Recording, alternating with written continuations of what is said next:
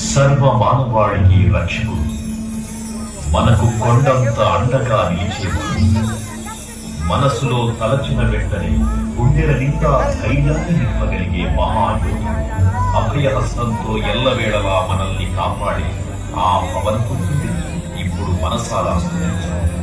శ్రీ పంచముఖ ఆంజనేయ స్వామిగా అవతారమెత్తిన కథని దృశ్య రూపంలో తిలకిద్దాం రండి.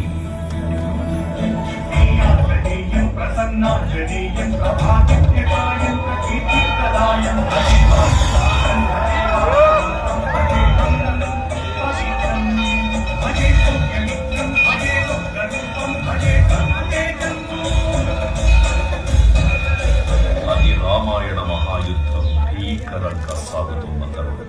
శ్రీరామచంద్రుని సారథ్యంలో వానర సైన్యంతో విజృంభిస్తూ లక్ష్మణ స్వామి తనతో పోరాటం చేస్తున్న రావణుడి కుమారుడు ఇంద్రజిత్ తలని బాణంతో ఒక్క వేటుతో వేరు చేశాడు. ఇంద్రజిత్ మరణిన రావణుడు ఆవేశంతో ప్రతీకారం కోసం పాతాళ లోకాధిపతి తన సోదరుడు అయినటువంటి మహిరావణుడి సహకారం కోరాడు.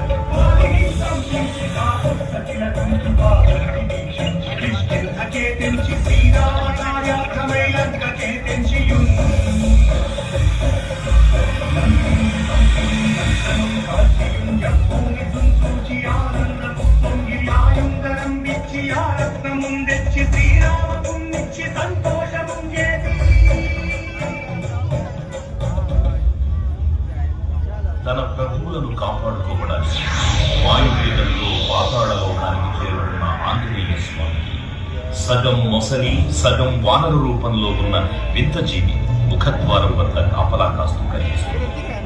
ఆ జీవి మకర ధ్వజుడు అనే తన పుత్రుడని మహాసముద్రాన్ని దాటుతుందని నీటిలో పడ్డ వేదవిందుడు ఒక మొసలి గ్రహించడం వల్ల జన్మించాడని తెలుసుకొని ఆశ్చర్యపోతాడు హనుమంతుడు.